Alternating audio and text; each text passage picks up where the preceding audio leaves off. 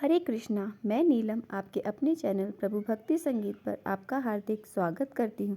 तो आज के वीडियो में हम वैकुंठ चतुर्दशी के बारे में और उससे जुड़ी कथा के बारे में श्रवण करेंगे। वैकुंठ चतुर्दशी को हिंदू धर्म में विशेष महत्व माना गया है। इस दिन पूजा अर्चना करने से व्यक्ति को भगवान शिव और भगवान विष्णु दोनों की अति कृपा प्राप्त होती है। साल में यह एकमात्र ऐसा दिन होता है जब हम भगवान विष्णु और शिव की पूजा एक साथ करते हैं। इस दिन जो भगवान शिव और विष्णु की पूजा से करता है उसे मोक्ष की प्राप्ति होती है, उसके जीवन के सभी दुख दूर हो जाते हैं। और इसी के साथ पूजा अर्चना करने से व्यक्ति की कुंडली में जितने भी दुष्प्रभाव हैं वह सभी दोष दूर हो जाते हैं। पंचांग के अनुसार कार्तिक माह की शुक्ल पक्ष की चतुर्दशी तिथि का प्रारंभ 14 नवंबर को सुबह 9:43 पर होगा और चतुर्दशी तिथि का समापन 15 नवंबर को सुबह 6:19 पर होगा। हालांकि वैकुंठ चतुर्दशी में निषिद्ध काल की पूजा का विशेष महत्व माना गया है। ऐसे में निषिद्ध काल में चतुर्दशी तिथि 14 नवंबर को रहेगी, जिस वजह से वैकुंठ चतुर्दशी की पूजा 14 नवंबर दिन गुरुवार को की जाएगी। वैकुंठ चतुर्दशी के लिए पूजा का शुभ मुहूर्त क्या है, तो आइए हम बताते हैं। 14 नवंबर को वैकुंठ चतुर्दशी के दिन निषिद्ध काल का जो मुहूर्त होगा वो रात में 11:39 से प्रारंभ होगा और मध्य रात्रि 12:32 तक चतुर्दशी तिथि रहेगी। इस अवधि में की गई पूजा का व्यक्ति को दोगुना लाभ प्राप्त होता है। हैं पूजा की विधि की, तो देखिए, वैकुंठ चतुर्दशी के दिन आपको ब्रह्म मुहूर्त में उठकर स्नान आदि करना है। साफ वस्त्र धारण करें। इसके बाद पूजा स्थल में एक चौकी लगाकर लाल या पीले रंग का कपड़ा बिछाएं। फिर भगवान शिव और भगवान विष्णु की तस्वीर स्थापित करें। इसके बाद घी का दीपक जलाकर वहां पर प्रज्वलित करके संकल्प लें कि आज मैं आपका व्रत करने का संकल्प लेता हूँ। उसके बाद पहले भगवान विष्णु को एक कमल का फूल अर्पित करें। भगवान शिव को बेलपत्र अर्पित करें। कम से कम 11, 21, 51 या 108 बार भगवान विष्णु के मंत्र का जप करें। इसके बाद एक माला भगवान शिव के मंत्र का भी जप करें। ओम नमः शिवाय मंत्र या शिव माला के मंत्र के साथ इनका जप करें। फिर वैकुंठ चतुर्दशी व्रत का कथा का पाठ करें और अंत में दोनों भगवान की आरती करके पूजा में हुई भूल चूक के लिए क्षमा प्रार्थना करें। अब हम सुनते हैं वैकुंठ चतुर्दशी के दिन सुने जाने वाली कथा। एक बार भगवान श्री हरि विष्णु भोलेनाथ का पूजन करने के लिए काशी गए। वहां पर मणिकर्णिका घाट पर स्नान करने के बाद उन्होंने 1000 स्वर्ण कमल पुष्पों से भगवान विश्वनाथ की पूजा का संकल्प लिया।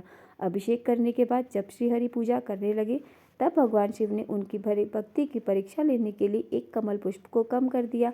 भगवान श्री हरि को अपने संकल्प के अनुसार भगवान शिव को 1000 कमल पुष्प अर्पित करने थे, पर जब एक कमल पुष्प गायब लगा तो उन्होंने सोचा कि शायद कुछ गलती हो गई है मुझसे गिनने में, शायद इसीलिए एक पुष्प कम हो रहा है। फिर उन्होंने सोचा मेरी आंखें भी तो कमल के समान हैं और मुझे पुंडरीकाक्ष और कमल नयन भी कहा जाता है, तो क्यों ना मैं अपना एक नेत्र भगवान शिव को कमल पुष्प के बदले अर्पित कर दूं। यह सोचकर भगवान श्रीहरि अपनी एक आंख चढ़ाने के लिए तैयार हो गए। तब भगवान विष्णु की इस अपार भक्ति से प्रसन्न होकर देवादित्य बोले, हे विष्णु, आपके समान संसार में मेरा दूसरा कोई भक्त नहीं है। आज की यह कार्तिक शुक्ल चतुर्दशी अब से वैकुंठ चतुर्दशी कहलाएगी और इस दिन व्रत करके जो मुझसे पहले आपका पूजन करेगा उसे वैकुंठ लोक की प्राप्ति होगी। भगवान शिव ने श्री जी के करोड़ों सूर्य की चमक के समान सुदर्शन चक्र भी उन्हें प्रदान किया था और आज के दिन तो वैकुंठ लोक के द्वार भी खुले रहते हैं। यदि कोई व्यक्ति पूरे विधि विधान से वैकुंठ चतुर्दशी का व्रत करते हैं तो वह वैकुंठ लोक में अपना स्थान सुनिश्चित कर लेते हैं। इस प्रकार वैकुंठ चतुर्दशी की पहली कथा यहाँ पर संपूर्ण होती है। अब हम सुनेंगे एक और दूसरी बड़ी ही प्रचलित कथा। बात है, उज्जैन में धर्मेश्वर नाम का एक ब्राह्मण रहता था। वह रस, चमड़ा और कंबल आदि का व्यापार करता था। मदिरा पान और वैश्यागमन आदि बुरे कर्मों में वह सदा लिप्त रहता था। दिन रात दुष्कर्म पाप में लीन रहता था, इसलिए वह व्यापार करने के लिए नगर नगर घूमा करता था। एक दिन व्यापार के लिए वह घूम रहा था। घूमते घूमते वह महिष्मती पुरी नगर में जा पहुंचा और वह नगरी जहाँ महेश के द्वारा बसाई गई थी। उस समय पवित्र कार्तिक मास चल रहा था। उस समय वहां पर कार्तिक मास का व्रत करने वाले बहुत से लोग अनेकों गांव में स्नान करने के लिए आए हुए थे। धनवेश्वर ने उन सभी को देखा और अपना सामान बेचता हुआ वह भी एक मास तक वहीं रहा और वह प्रतिदिन वैष्णव के मुख से भगवान श्री हरि के नामों का कीर्तन सुनता रहा और उनसे वार्तालाप करता रहा।